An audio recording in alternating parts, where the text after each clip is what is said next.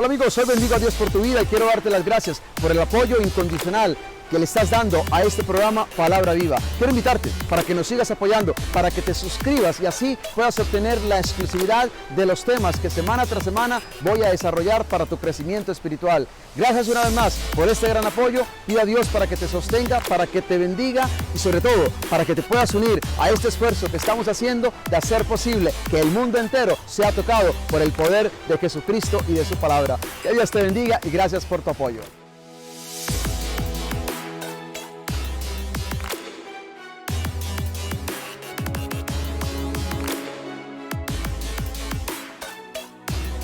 Hola mis amigos, la gloria y la alabanza para nuestro Dios y Señor. Y hoy quisiera que juntos oráramos y le pidamos a Dios al comienzo de este día que nos renueve, que nos cambie, que nos transforme. Hoy le damos a Dios plena libertad para que Él haga en nuestra vida lo que Él desee.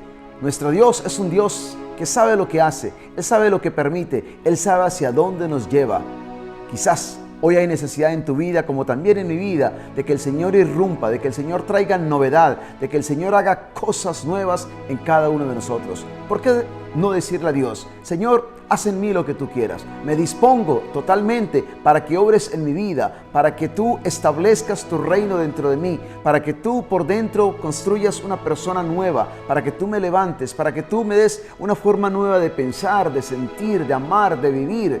Qué hermoso es sentir y experimentar novedad de vida, y esa novedad de vida el Señor siempre la puede traer a cada uno de nosotros. Por eso hoy simplemente abrámonos a su presencia, abrámonos a su acción, abrámonos a la fuerza de su Santo Espíritu y experimentemos hoy en nuestra vida novedad de vida que Dios quiere regalarnos. Hoy el Evangelio está tomado de San Mateo en el capítulo 12, versículo del 46 al 50. Un Evangelio que hay que saberlo interpretar de una forma muy detallada. ¿Por qué? Porque Jesús está hablándole a la gente. Este es el contexto. Jesús está enseñándole a la gente. En ese momento parece ser que su madre y sus hermanos quieren verle, quieren llegar a él, pero no pueden. ¿Por qué? A causa de la multitud. Así que mandan a decirle a Jesús, tu madre y tus hermanos te quieren ver, quieren hablar contigo. Realmente no sabemos qué querían hablar ellos con Jesús. No sabemos si era que quizás estaban preocupados por él o a lo mejor querían compartirle algo. Realmente no importa tampoco saber. Lo cierto es que ellos querían llegar a Jesús, pero no podían a causa de la gente. Así que mandan a decirle a Jesús que ahí están ellos. Le avisan a Jesús y Jesús hace una pregunta. Dice, ¿quién es mi madre y quiénes son mis hermanos? ¿Quién es mi madre y quiénes son mis hermanos? Entonces, señalando a sus discípulos, Jesús dijo, estos son mi madre y mis hermanos, porque cualquiera que hace la voluntad de mi Padre que está en el cielo, ese es mi hermano, mi hermana y mi madre. Les decía que este evangelio necesita ser interpretado de una forma muy correcta. ¿Por qué? Porque no es que Jesús esté ignorando a su madre, a su familia, no, al contrario. Jesús lo que está haciendo es expandiendo los horizontes de esa familia que somos tú y yo, que es la familia espiritual, los que caminamos con Jesús. Si bien Jesús reconocía la familia que Dios le había dado, por supuesto, porque Él se hizo hombre y tenía una familia en la tierra, al mismo tiempo Jesús reconoce que hay una familia espiritual, una familia a la cual nosotros también somos llamados e invitados a ser parte de ella. ¿Y cómo llegamos a ser parte de ella? En la medida en que somos sus discípulos, en la medida en que nosotros caminamos en la voluntad del Padre. Lo que Jesús hoy nos quiere revelar detrás de este evangelio es que para Él, si había una prioridad en su vida, era hacer la voluntad del Padre. Sí, esto lo podemos ver nosotros en el evangelio de San Juan.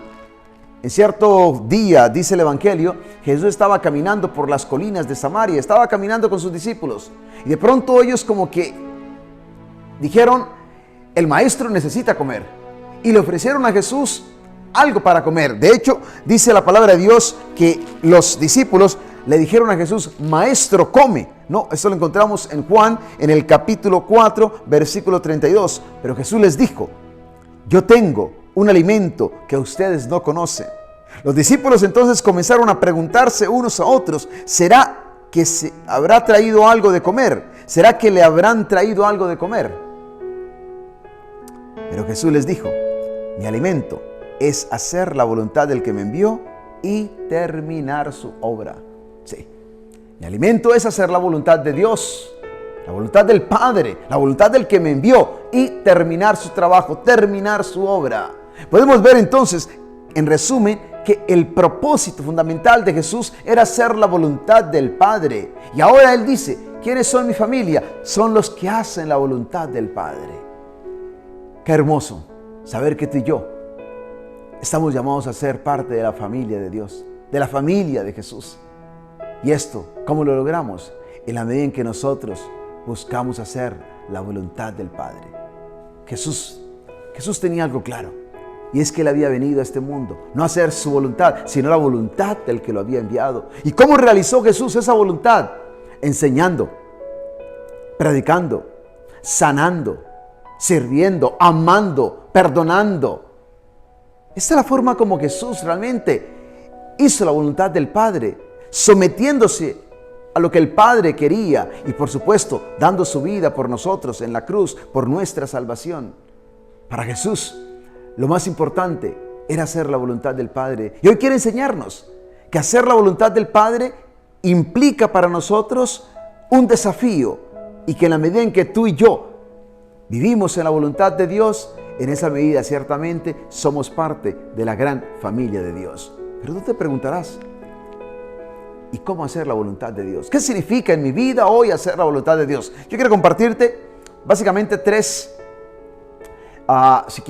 verdades, ¿no?, de lo que implica hacer la voluntad de Dios. Lo primero es: ¿en qué consiste la voluntad de Dios? Y lo primero que hoy quiero compartirte es: la voluntad de Dios consiste, según Juan, en el capítulo 6, versículo 40, en que tú creas en Jesús, el enviado del Padre.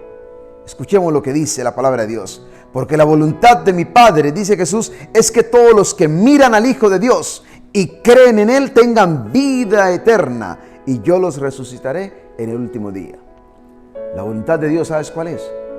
Que tú creas en el Hijo, que creas en Jesús, que pongas tu fe en Jesús. Eso es, que pongas tu fe en Jesús, y que esa fe en Jesús se traduzca en obediencia. Sí, la fe tiene que traducirse en obediencia. Qué importante es cuando tú y yo sabemos reconocer que Jesús es el enviado de Dios, es el Hijo de Dios, es nuestro Dios. Y no solamente lo confesamos con nuestros labios, sino que lo creemos en el corazón y procuramos vivir, por supuesto, en conformidad a lo que Él quiere y pide de cada uno de nosotros. Vivir en la obediencia al Padre es vivir en obediencia al Hijo, porque el Padre conoce al Hijo y el Hijo conoce al Padre. ¡Qué hermoso! Y eso es lo que dice Juan. Eso es lo hermoso que dice Juan, ¿no? El Padre conoce al Hijo y el Hijo conoce al Padre. Y el Hijo es quien nos revela al Padre.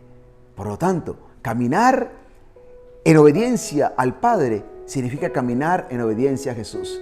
Si ustedes quieren más aún, hacer la voluntad del Padre es vivir de tal forma que nosotros reflejemos la vida de Jesús.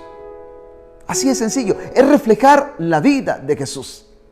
Es vivir una vida al estilo de Jesús, amando, sirviendo, perdonando, ayudando, siendo compasivos, siendo bondadosos.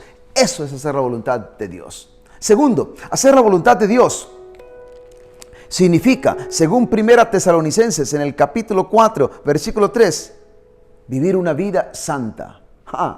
Dice la palabra de Dios, 1 Tesalonicenses 4:3, lo que Dios quiere de ustedes es que tengan una vida santa. Eso es hacer la voluntad de Dios.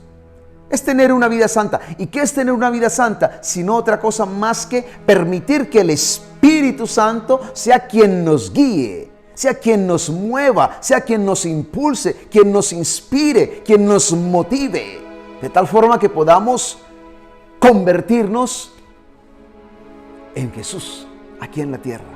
De tal forma que nuestra vida, vuelvo y repito, como dije anteriormente, sea un reflejo de la vida de Jesús. No podemos temerle a la santidad. No, tenemos que amar la santidad. Tenemos que amar la santidad. Tenemos que buscar la santidad. Tenemos que llegar a ser santos. Pero recuerda, la santidad no es producto de un esfuerzo humano. No, la santidad es el resultado de un corazón que se abre a la acción del Espíritu Santo. Qué hermoso dejarnos llenar del Espíritu de Dios. Ese mismo Espíritu que impulsó a Jesús, ese mismo Espíritu que tomó posesión de Jesús, ese mismo Espíritu que ungió a Jesús, ese mismo Espíritu te quiere ungir a ti, te quiere dar sabiduría, te quiere dar fuerza, te quiere dar la gracia necesaria para que tú perseveres, para que tú puedas vivir bajo el poder del Espíritu de Dios. Y si quieres finalmente hacer la voluntad de Dios, consiste en tener conocimiento de la voluntad de Dios. Sí. Escuchemos lo que dice la palabra de Dios en Colosenses, en el capítulo 1, versículo 9. Escribe San Pablo: por esto nosotros, desde el día que lo supimos, no hemos dejado de orar por ustedes y de pedir a Dios que les haga conocer plenamente su voluntad y les dé toda clase de sabiduría y entendimiento espiritual. La voluntad de Dios es que tengamos conocimiento de su voluntad, es decir, de lo que le agrada, de lo que es bueno para nosotros, de lo que es grato, de lo que es puro, de lo que es bueno.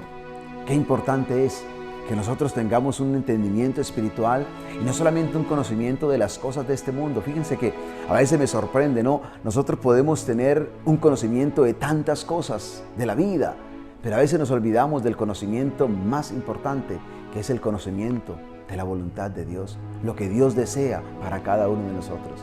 Hoy quisiera invitarte para que en esta gran familia que somos nosotros, en esta gran familia que somos la familia de Dios, y lo somos porque somos discípulos de Jesús y caminamos en la voluntad del Padre. Hoy te invito para que dentro de esta familia podamos vivir de una forma tal que podamos ser diferentes.